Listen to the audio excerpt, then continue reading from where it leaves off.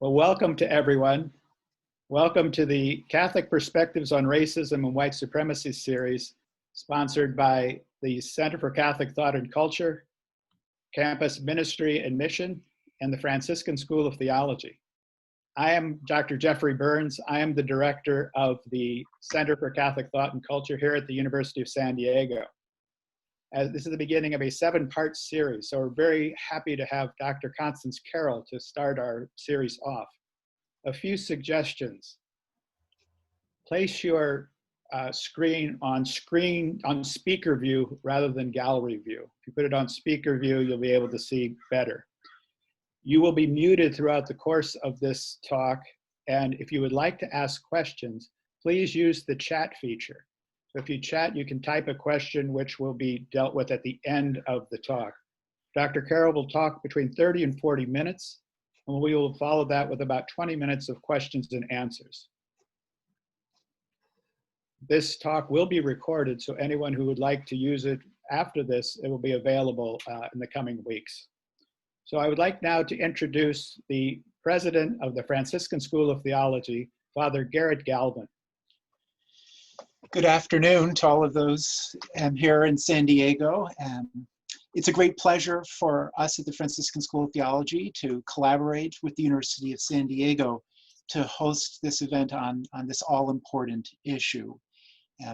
The university has taken great leadership over the last few months, starting with the virtual prayer service. And I think this is kind of a great follow-up from that. And as a school that's part of the Association of Theological Schools, we addressed this issue at our plenary conference this summer. And FST is deeply committed to address issues of racism and violence that this series has been founded to help us with. So it's a great pleasure for us to be part of this, and we welcome all those here. Thank you, Garrett. We now turn it over to Michael Lovett-Collier, the Director of Campus Ministry. Good afternoon, everyone. I want to join Jeffrey and Father Garrett in welcoming you all, and thank you for joining us today for this very important and timely topic.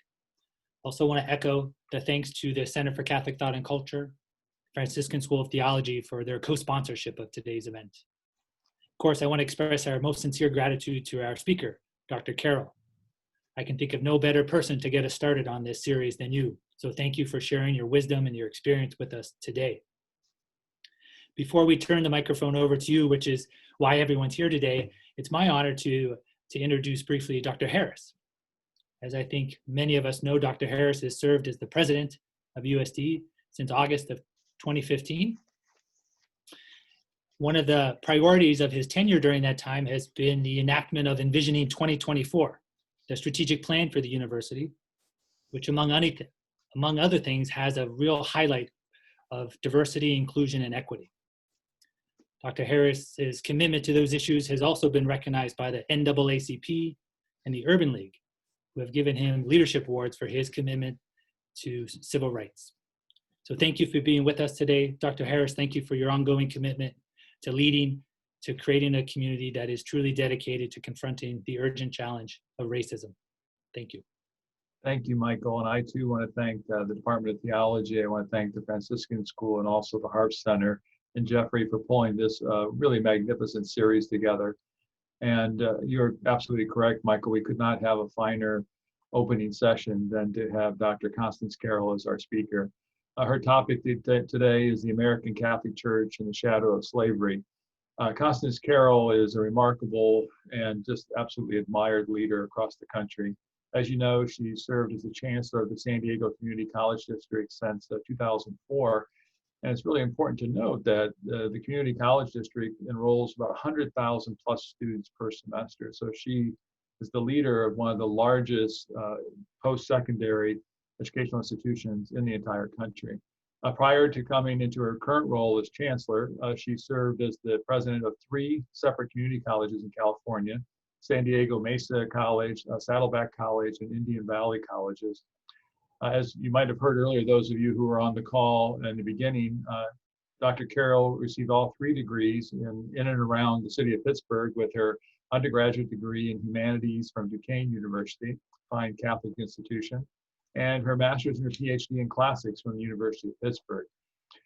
In 2011, Dr. Carroll was nominated by President Barack Obama and confirmed by the United States Senate to serve on the National Council on the Humanities.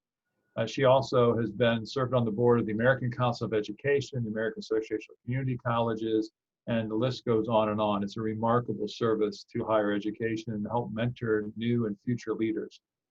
And here in San Diego, she's been a remarkable leader as well. One of the accomplishments is when she helped San Diego Mayor Kevin Faulkner, and she co-chaired his Workforce and Economic Advisory Committee, the Mayor's Transition Team, the Mayor's Committee on former Central Downtown Library. And she also serves on a number of other boards here in the city and the counties, including the San Diego Foundation and the San Diego Regional Economic Development Corporation. She has numerous publications and presentations. The National Association of Community College Trustees named her the Marie Y. Martin CEO Award, and she is a top honor in the California community colleges as well. She's been inducted into the San Diego Women's Hall of Fame as a recipient of the Trailblazer Award. A few years back, in 2015, she was recognized by ABC 10 News and readers as one of the 25 most influential women in the history of San Diego. So we have a remarkable colleague and friend here. For us at the university, we're so blessed. She's been on our board now, I think this is her 10th year. She has been chairperson of the Academic Affairs Committee, and she was gracious enough to step this year into the role as vice chair of our board. And there might be only one blemish on her entire record, and that is she was also the trustee who chaired the search committee for the new president in 2015. So give her a break on that one. But it's wonderful to serve with her. She is a brilliant woman, great leader, and has one of the best sense of humor that I've ever met in my life. So please welcome my friend, our trustee, and just a wonderful leader, Dr. Constance Carroll. Thank you very much. It's wonderful to see you all sort of like a giant Brady Bunch spread across the screens. And I think we all look forward to a time when we can be together in person again.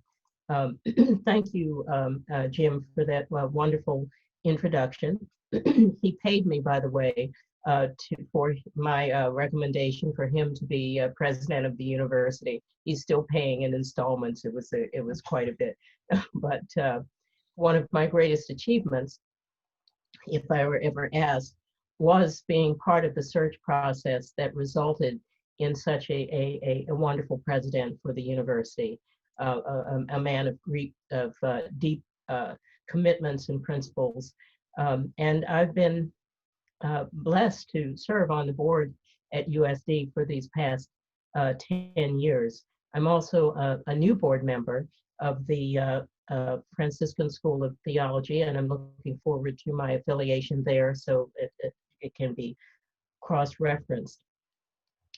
What we're doing is important, and I think it is commendable for the University of San Diego to take the lead in starting off this dialogue, because what we're about, all of us, is fulfilling a dream of Dr. Martin Luther King Jr., and that is to help create what he called the beloved community.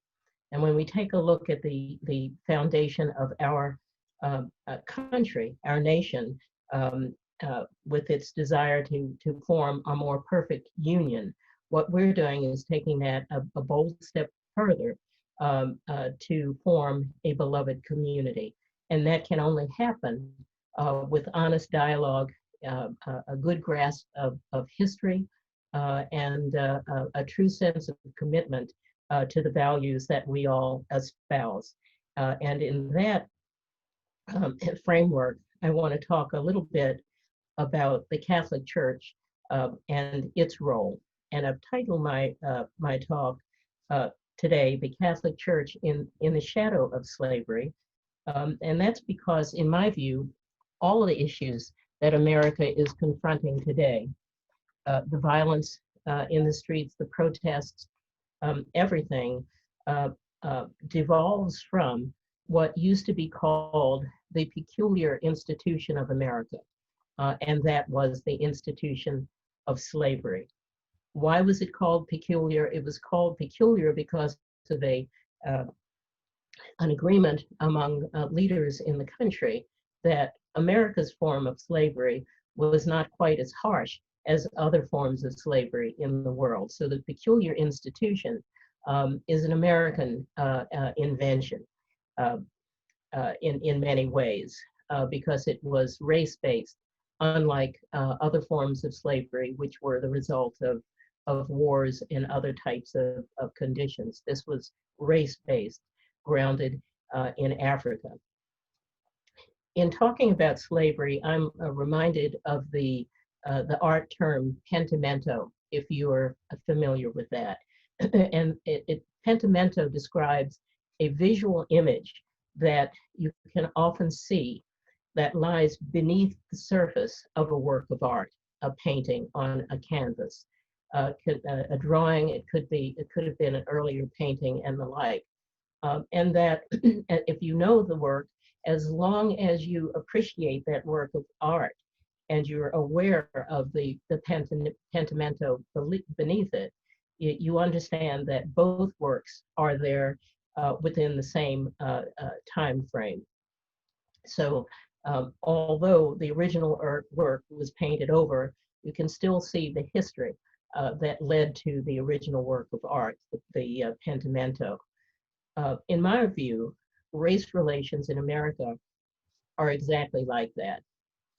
One cannot understand or fully appreciate the racial dynamics of this country unless one understands the provenance of those dynamics. And unfortunately, history is not as robustly presented in the schools as it should be. Which is why everything seems so new to our students. And many of you are professors here, and I'm sure you're aware of that. In the case of African American issues, today's issues are firmly rooted in the past and lead us to the ultimate pentimento in race relations, and that is the institution of slavery. I'd like to begin by taking a look at the challenges slavery has posed for our nation. And I'd like to take that look through the lens of a visitor to our country. And that visitor was Alexis De Tocqueville. Tocqueville was a French political theorist. He was a sociologist. He was a historian, and he was a diplomat who visited the newly minted United States of America, this new democracy in the world, in the early 1800s. And his purpose was to compare this fledgling democracy with what was occurring in France at the time, particularly in the wake of what was called the July Revolution of 1830, which established or put a citizen king, in this case Louis Philippe, on the throne. Tocqueville was trying to find lessons from our democracy that he could use to study the French experiment. Tocqueville toured the United States during 1831 and 1832 and published a number of monographs about the various situations and institutions he encountered. He's best known for his extensive analysis titled Democracy in America, which was published in segments from 1835 to 1840. While Tocqueville was impressed by much of what he saw, the soaring rhetoric, the great efforts to form this more perfect union, he was also very concerned and disappointed to find huge issues pertaining to race relating to indigenous people in America and more significantly relating to African Americans who were enslaved. Here's what he said. The most formidable evil threatening the future of the United States is the presence of Blacks on their soil. From whatever angle one sets out to inquire into the present embarrassments or future dangers facing the United States, one is almost always brought up against this basic fact. No African came in freedom to the shores of the New World. Consequently, all those found there now are either slaves or freedmen. The Negro transmits to his descendants at birth the eternal marks of his ignominy. The law can abolish servitude, but only God can obliterate its traces. I see that slavery is in retreat in America, but the prejudice from which it arose is immovable. And race prejudice seems stronger in those states that have abolished slavery than in those where it still exists. As you go on to read his work, this theme is interwoven, the notion of a great institution with a corrupt core.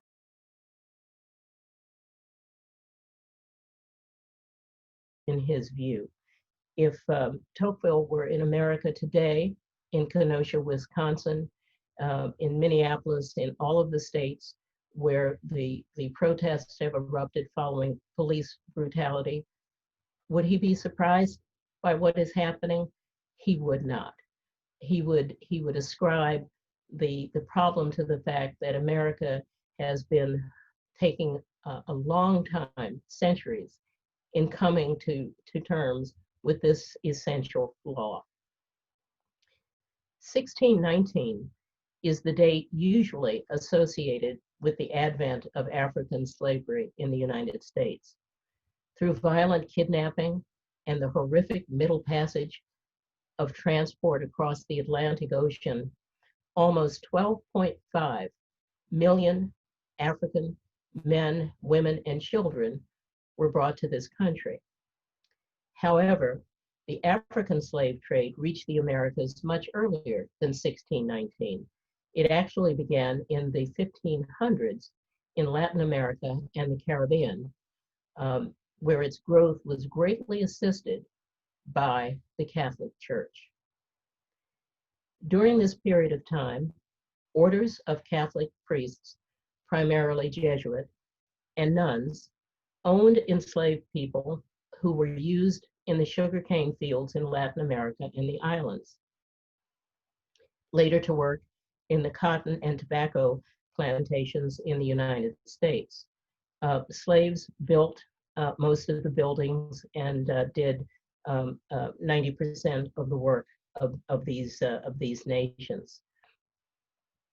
Here, they were subjected to horrible conditions, not the peculiar version that some would have, but they were subjected to beatings, to rape, to the dissolution of their families, and of course, loss of freedom.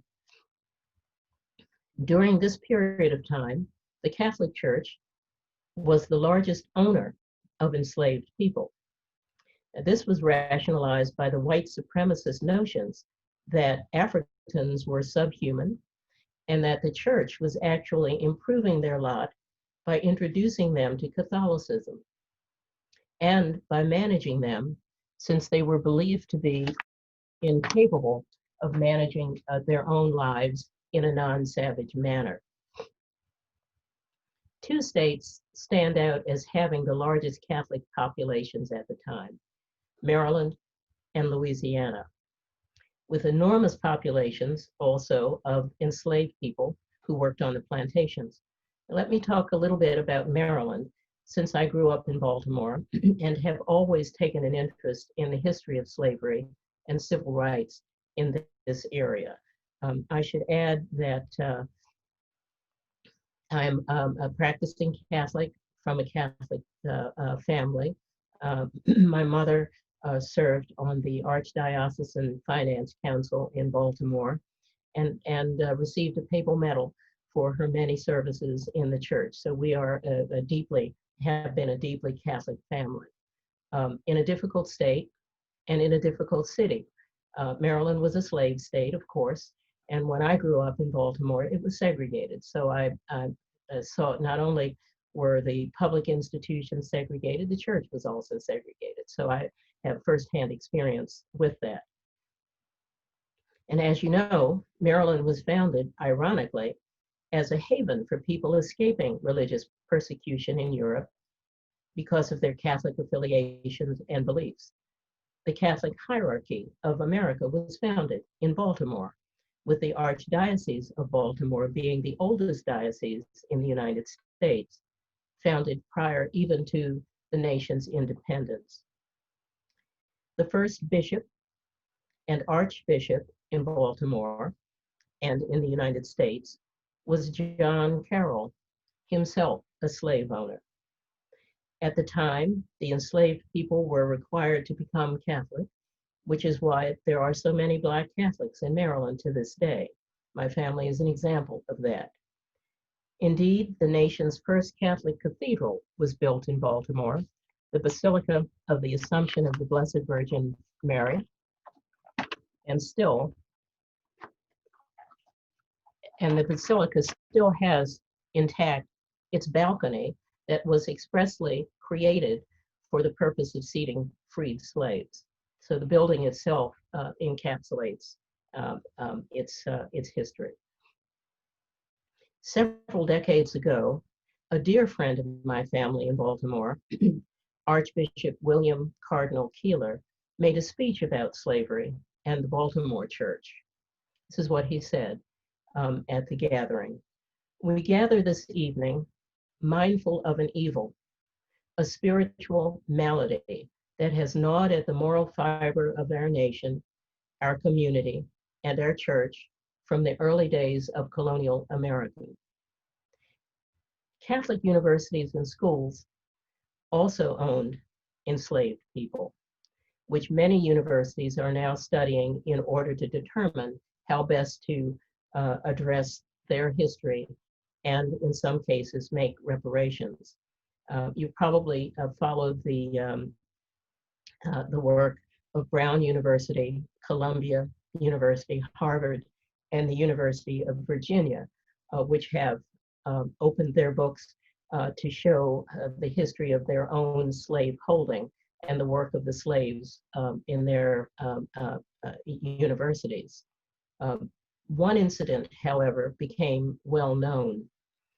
In 1838, then Georgetown College in Washington, D.C., sold off 272 enslaved people in order to retire a major debt. The plantations in the area had been failing to produce sufficient revenue for the college, and the college felt that it would not succeed unless it had an infusion of cash, and the best way to provide that was through the sale of slaves. This was a traumatic event for the slaves themselves who were in families. The president of the university, who was a Jesuit priest, thought that he had reached an agreement to ensure that the people who were sold into slavery, all of whom went to Louisiana, would be allowed to continue in their Catholic faith and would keep their families intact. That was not the case. That gentleman's agreement was not honored. Today, Georgetown University is making a concerted effort.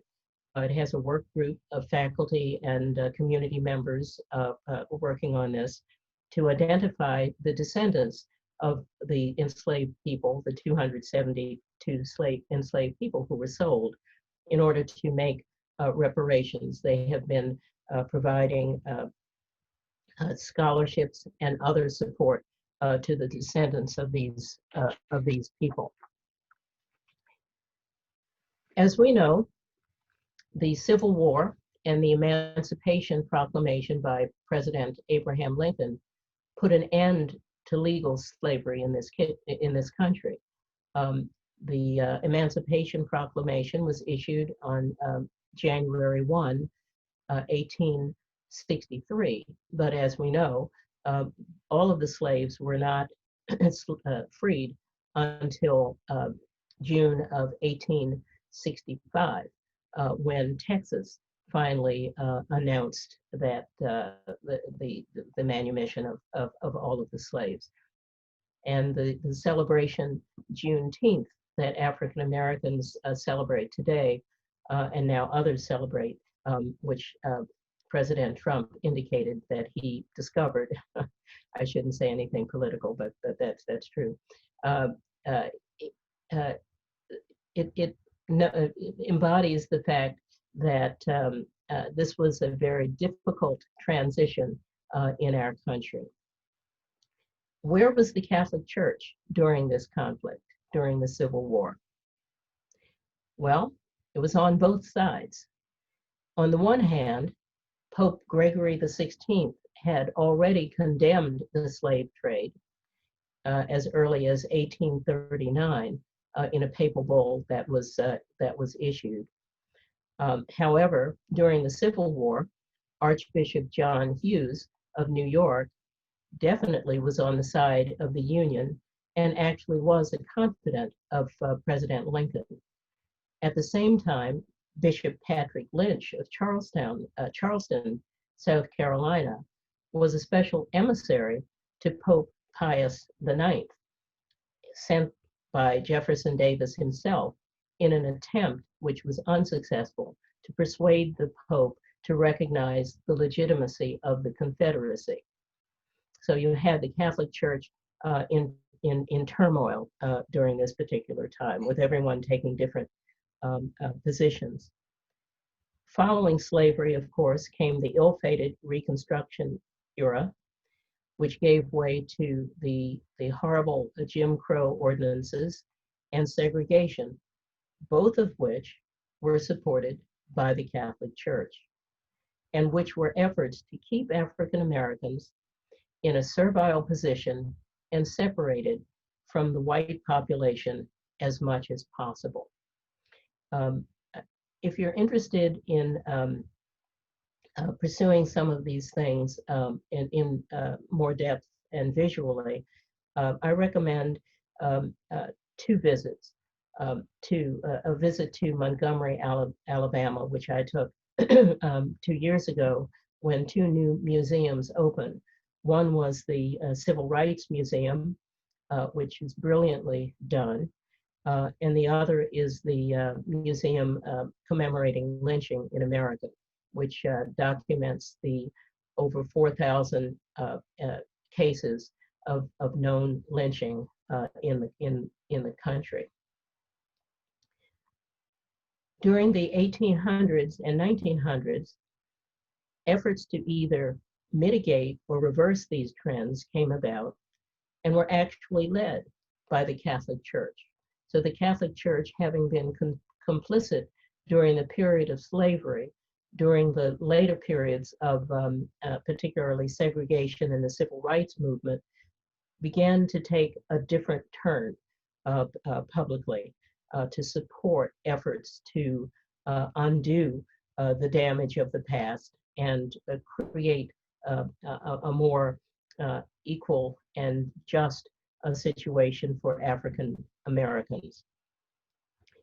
While working within the difficult environment and the compromises necessary to survive, some of the progressive actors, as I see them in this history, were as follows. And I will always single out someone who doesn't get much praise in this, and that is Pope Gregory XVI, who took a bold step. And I'd like to read from his papal bull in which he denounces slavery. So bear with me. I think it's very important, and I wish all of our students could see this. We have judged that it belonged to our pastoral solicitude to exert ourselves to turn away the faithful from the inhuman slave trade in Negroes and all other men, desiring to remove such a shame from all the Christian nations, having fully reflected over the whole question and having taken the advice of many of our venerable brothers and cardinals of the Holy Roman Church, and walking in the footsteps of our predecessors, we warn and adjure earnestly in the Lord faithful Christians of every condition that no one in the future dare to vex anyone, despoil him of his possessions, reduce to servitude, or lend aid and favor to those who give themselves up to these practices, or exercise that inhuman traffic by which the blacks, as if they were not men but rather animals, having been brought into servitude in no matter that way, are without any distinction in contempt of the rights of justice and humanity, bought, sold, and devoted sometimes to the hardest labor, further in the hope of gain, propositions or purchase being made to the first owners of the blacks, dissensions and almost perpetual conflicts are aroused in these regions. This is 1838. We reprove then, by virtue of our apostolic authority, all the practices above mentioned as absolutely unworthy of the Christian name. By the same authority, we prohibit and strictly forbid any ecclesiastic or lay person from presuming to defend as permissible this traffic in blacks under no matter what pretext or excuse, or from publishing or teaching in any manner whatsoever, in public or privately, opinions contrary to what we have set forth in this apostolic letter. I think Pope Gregory the 16th was very bold in putting forth this ringing condemnation of slavery. Other heroes of mine are these. Mother Mary Lang, whom from Maryland, who's currently being pursued for possible sainthood in the future. She founded the Oblate Sisters of Providence in 1828 in Baltimore, which is an order of African American nuns devoted to the education of Black girls. The order expanded its work to other states, but is still based in Baltimore County. The mother house is still located in Baltimore County. Mother Catherine Drexel, who is a saint, in fact, she is the second American saint, who founded a number of Black Catholic schools in the early 1900s. Another group who have had a great impact, the Josephites, which the Josephites are the Society of Saint Joseph of the Sacred Heart that settled in Maryland from in the area of 1871 to 1893. The order was a missionary order that was devoted to the support of former slaves. In this group, the first African American priest in the United States was Father Charles Uncles. However, it was not until 2011 that an African American was elected the order's superior. So in these, you can see the journey that we're talking about, from the church being fully complicit in slavery to members of the church led by religious orders to lend support to former slaves. Another, Father John Lafarge, who was dedicated to the pursuit of equality for African Americans, founded the Catholic Interracial Council of New York and aligned his organization with the NAACP, the Southern Christian Leadership Conference, and other organizations. Then also Archbishop Joseph E. Cardinal Ritter of St. Louis, who put an end to segregation in Catholic schools within the Diocese of St. Louis almost a decade before the Supreme Court ruling in Brown versus the Board of Education ended school segregation in America, or at least de jure school segregation in America. And the popes, as I've mentioned, in addition to Gregory the 16th, certainly Pope John the 23rd, Pope John Paul II, and currently Pope Francis have been outspoken critics of both de jure and de facto segregation and other harmful practices affecting African Americans. So this has been quite a journey, a difficult journey, which is continuing to this day, especially as America must confront the continuing vestiges of slavery, the violence against Black Americans by some of the police, which is directly devolved from how they were treated in slavery, the reemergence of white supremacy movements, which of course was at the heart of the justification for slavery, and efforts to suppress the African American vote, which is still in evidence today.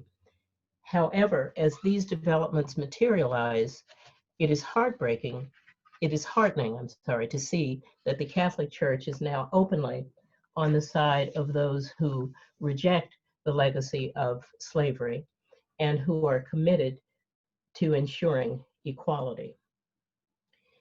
The Catholic Church, for me, has been a paradoxical institution with a mixed history of inspiration through promoting the values and teaching of Christ, while also subscribing to the evils of the past, contemporaneous times. The Church, while promoting a beautiful and inspiring religion of love and selflessness, is also a flawed organization because it is an organization of men who are grounded in their culture, their customs, and their heritage. As a practicing Catholic from Baltimore, Maryland, and an educator, I've personally experienced both the good and the bad of the Church, which we can discuss a little bit more. Like many of you, I am very worried about the current state of our nation, which is clearly at a crossroads regarding race relations, especially the fate of African Americans. In John 13:34, Jesus said this, "I give you a new commandment, love one another. As I have loved you, so you should also love one another." In order to do that in contemporary America, while all people are of worth, it is necessary for everyone to acknowledge that additionally, Black lives matter. Let me stop here, and because part of our time together is for questions and answers and comments, and I would like to ensure that we have time for that. Thank you, Dr. Carroll. Let's give her. As Jeffrey mentioned at the beginning, you're free to type in questions using the chat box, and then I will lift those up for you, Dr. Carroll. I wonder, though, as people are gathering their thoughts, if I could ask you a question to get us started. You mentioned earlier that, unfortunately, Tocqueville would not be surprised if he were here in 2020 and saw the things that have happened this summer in Wisconsin or Minneapolis. I wonder about you, are you surprised that there hasn't been as much progress as we would have hoped in that period of time? Not at all. I was listening this morning to a speech by Biden, who said that about when he discussed hatred a little bit, and he said he has learned in his life that hatred is not destroyed; it simply hides. And from my standpoint, though there has been much progress, there's no longer de jure segregation. These same conditions remain. The veneer of equality and inclusion, it's a very thin veneer. There's the pentimento underneath has never been addressed. The issue of reparations, there's never been a national apology for slavery. The issue of reparations remains controversial, too difficult, too complex to address. And as a result, the festering problem remains. And so, no, I'm not surprised when I see these incidences. I myself have experienced them, and I'm sure there's not one African American I've ever met who has not been on almost a daily basis subjected to some form of discrimination, sometimes very slight, and sometimes very, very dramatic. So no, I'm not at all surprised. This is a battle and a struggle, as Dr. King said, and we must continue in the struggle in order to realize a better and a better outcome.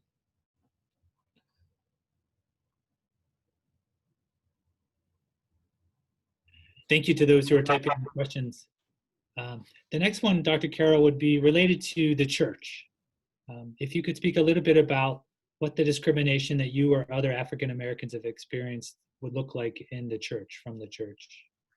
Well, going back to Baltimore, the church for me, when I was growing up, was a Black church, St. Pius V, which was in the Black section of the city. That's where everyone was was confined. We were served by the Josephite order of priests, which was a colonial order, but which provided support. And the nuns were the Oblate Sisters of Paradise. So it was an all Black environment. The rest of the churches were either Black or white, with very few mixed congregations. And that is borne out across the country today. And though there's been more integration, somewhat more integration, the church is still de facto segregated for the most part. The church, in my experience, was a very kind of a welcoming in terms of the liturgy and its pastoral messages, but then it had a hostility when it came to the embrace of people of color. Both were present at the same time. The Archbishop of Baltimore, who was very prominent in my life and family, was was Cardinal Keeler, who worked very hard to bring in more African American people and community leaders into his circle and organization, and my mother was one of them. But those were the exceptions to the rule of a very, very profoundly segregated church. Thank you. Do you have ideas about what the church could be doing, can be doing, to more fully embrace its teaching related to the dignity of all people and the scripture passage you read about loving one another? Well, I personally feel that it would be time for an encyclical on this, but I'm not an advisor to Pope Francis.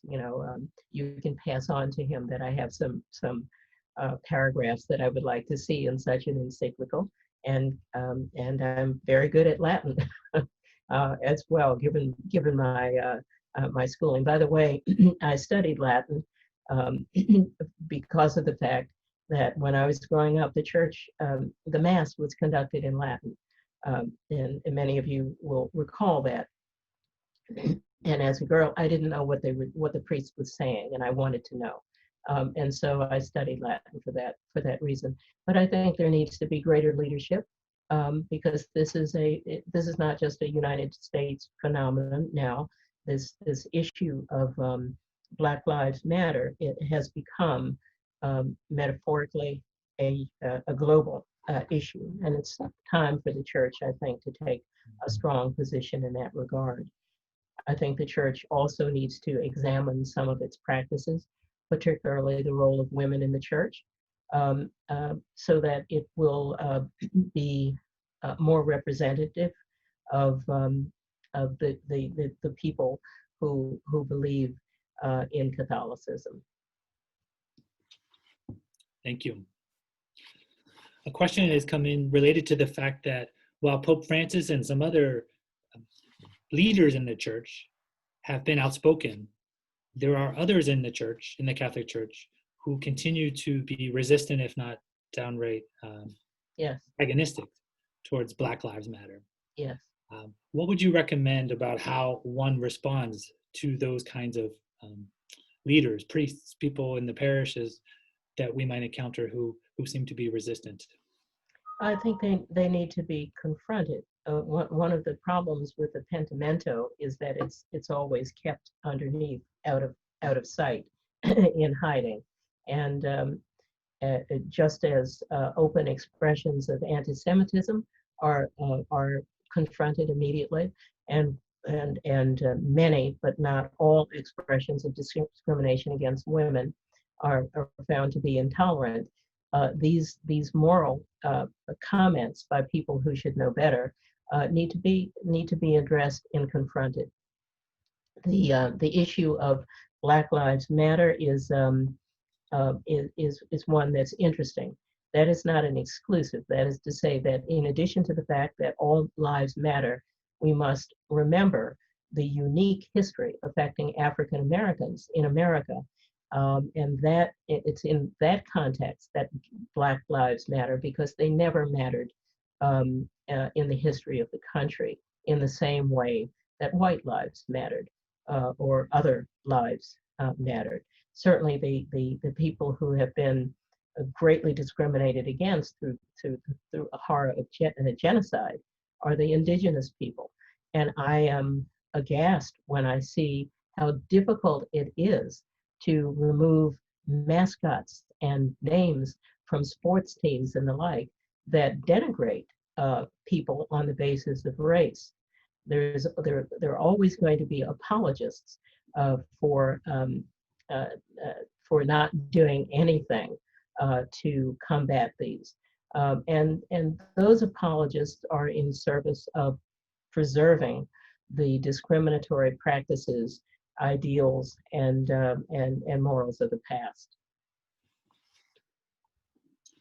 Thank you. The next question is a little bit complex, so I'll just read it as it was typed in because I think it's a good one.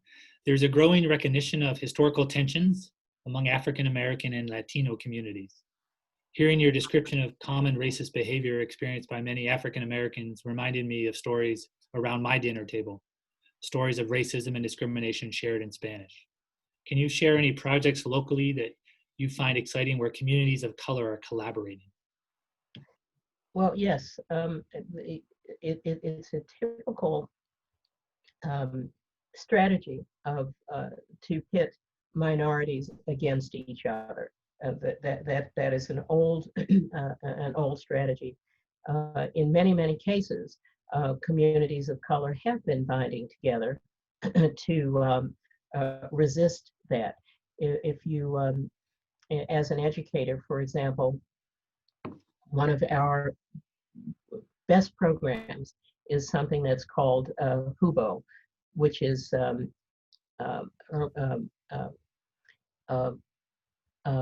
Hermanos Unidos, Brothers United. It's what it stands for. And that is a program in which every year many colleges, including ours, in fact, we were in the leadership of this, bring together young African and African American and Latino young men from high schools to help them develop an interest in college and to help them in their matriculation to college, recognizing that these are the two populations, young Black men and young Latinos, who are the most fragile and most delicate in our society. We track this at in USD as well in the university to make sure that these two groups receive additional support in their efforts, because they are the most harmed by society. So yes, there are efforts to address that. However, there's backlash as well, and we get it all the time. Why are you spending money in this way? And the answer is because it's the right thing to do, and we have to be bold in our efforts to support people who need support. Otherwise, we will not make much progress at all. Thank you. Another question's come in.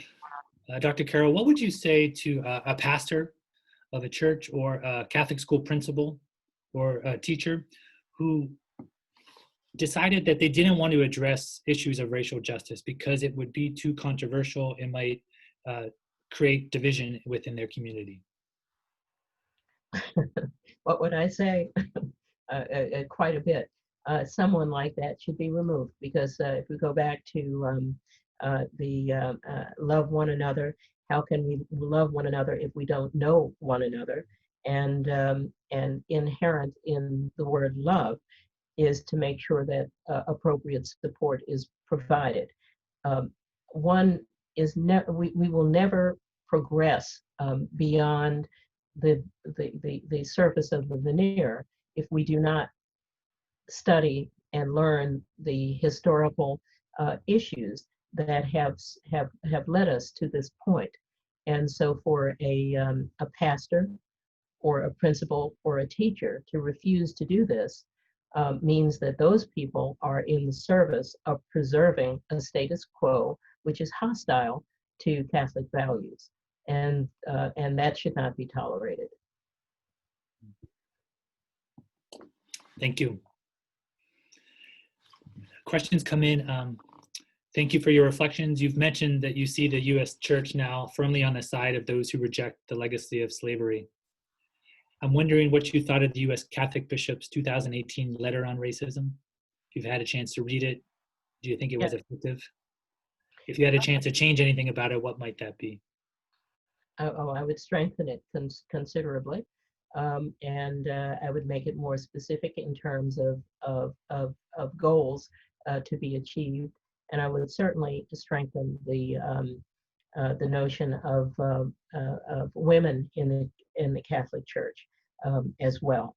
I think women are the just have a second-class role within many segments of the Catholic Church, and that needs to be addressed more forthrightly, especially women of color. Thank you. Another question is, when an institution, a church, a school, a university, tries to address systemic racism within its own organization, what steps would you recommend that that institution take? I think the very first step is to find out what people know and what their notions are, and whether that's a survey or an introductory dialogue, just as we do with prerequisites for classes. The second would be to involve the institution in a systematic dialogue where faculty and others will have the opportunity to share ideas. But again, those ideas have to be formed, have to be well informed by an understanding of the past. And then the university, I think, should translate what it has learned from where people were, and then where people get as a result of dialogue to specific initiatives that the university would want to see going forward.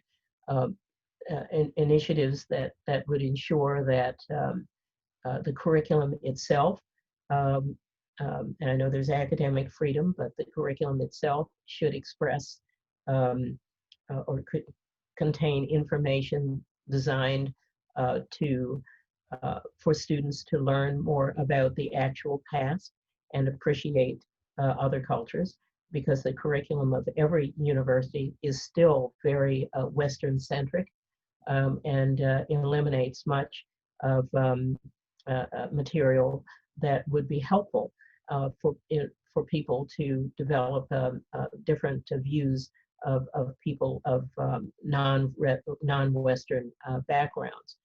There was a great hue and cry recently when the California legislature took the stance of requiring an ethnic studies requirement for the Cal State University system. People were shocked by that. And of course, the notion of legislative intrusion into the curriculum is very difficult and to see, but they were out of patience. And in the end, in my view, should there be such a requirement? I believe so, because people do not have, including the professoriate, a good background in the history of indigenous peoples, of African Americans, and others who are part of the fabric of American life, but who are not well understood in that regard. So yes, and the university, a modern university, should review that. I know USD has just developed a new core curriculum, and I think that core curriculum has helped define those types of considerations that were not the case in the past. So I see USD as being quite progressive in that regard. Thank you. Next question is about the African American Catholic community. Since that population in many places is dwindling, do you have any suggestions for how to pass along the Catholic faith in the African American community? Well, the Catholic Church needs to re-engage with African Americans, and in many ways, and not just with African Americans, but with Americans in general. The Catholic Church has become an older. The parishes are aging, and the younger people who are coming in tend to be immigrants from South America and other countries. The church is missing missing a connection with millennials and others in America in general. And I think relating itself to these newer populations, to non-traditional populations, would be important. That I think Pope John the 23rd took an important step in that regard by and some of the efforts that have eliminated the Latin Mass, not eliminated it entirely, but have allowed for native languages to be spoken in the Mass. And I'll give a shout out to my church, St. Rita's, in Southeast San Diego, which is the most diverse parish in the diocese. And I love the church. When I moved to San Diego in 1993, I was looking for a diverse church. I didn't want to feel marginalized and feeling alone in the pews. And what I found was a church rich in diversity. We have Filipinos, Samoan, white, Latino, Mexican, African American. Everyone is represented, and the church's masses tend to celebrate diversity through their choirs and others. We have a gospel choir, we have a Samoan choir, we have all types of different celebrations. The whole church mobilizes when there's a feast day for the first Filipino saint, for example. And the parish is rich in that regard. And if you look at the age ranges, it tends to attract many types of people that other churches don't. And that is because it has emphasized diversity and a welcoming environment for different types of people within the church. And so it's a drive for me to get there, but that is where I feel most at home, because of I don't want to be in just an African American home or in a black-white home, which is where I grew up in Baltimore, but in a tapestry, in a mosaic where everybody is welcome and strengthened. And then as the church also reaches out to women in different ways to bring them into the Mass, that has been good. a good step. I'm now a lector and a Eucharistic minister in my church, St. Rita's, none of which was permitted when I was growing up in Baltimore. So if the church becomes modernized and expands its embrace to all people in the form of true celebration, then it can reverse this problem. Great, thank you. I'm aware that we're about at the end of our time, but there's one question that came in and that was on my mind as well that I think might be a good way to draw this conversation to a close, which is, Dr. Carroll, in the midst of all this, where do you find hope? What sustains you? What sustains me are young people. When I, the students with whom I work and see are very hopeful. They're very they're angry. Some of them they protest. They're concerned about the earth. They're concerned about Black Lives Matter. They're concerned about many things, and it gives me a great deal of hope to see their energy, to see their passion for making things better. For a while, I thought, oh my goodness, everyone is going to lapse into a form of materialism and complacency. And now see, especially among young people, that is not the case. They demand a better world, and they demand a protection of the good in the world that we currently have. And so I am sustained in hope that the new generation that's moving forward does not want to allow America to rest on its laurels or sink into the mire that is currently around us. But they are going to push forward as hard as they can, and I enjoy that very much. And when I walk around our campuses, and there are, and though we are remote, many students are wearing Black Lives Matter on their shirts, and it's not just about African Americans. This is a rallying call for making America better than it currently is, and hoping that it can become a beloved community, in addition to striving to be a more perfect union.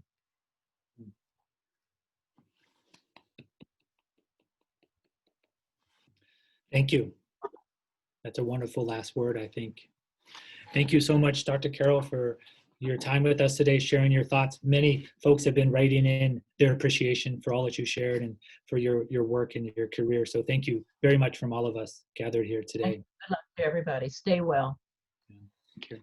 And before we go, please, I wanted to just invite you all back next Thursday for the second event in this series. It'll actually be a conversation with one of our own, Dr. Karen Teal from our Theology and Religious Studies department. We'll be having a conversation with Dr. Timon Davis, who's a faculty member at Loyola University in Chicago. The title of the conversation is From Hopeful to Hope-Filled, Storytelling for Community Transformation. It should be another excellent dialogue. I really hope you'll be able to join us. You can sign up to get the Zoom link on the website of the Center for Catholic Thought and Culture. That's sandiego.edu/CCTC. So please join us again next week, and let's give Dr. Carroll one more virtual round of applause. Thank you all. Thank you. Okay, be well, stay safe, everyone. Have a good afternoon.